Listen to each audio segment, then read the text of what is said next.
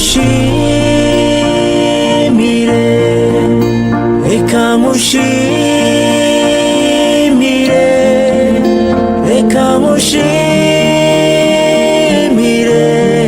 Mana nzima.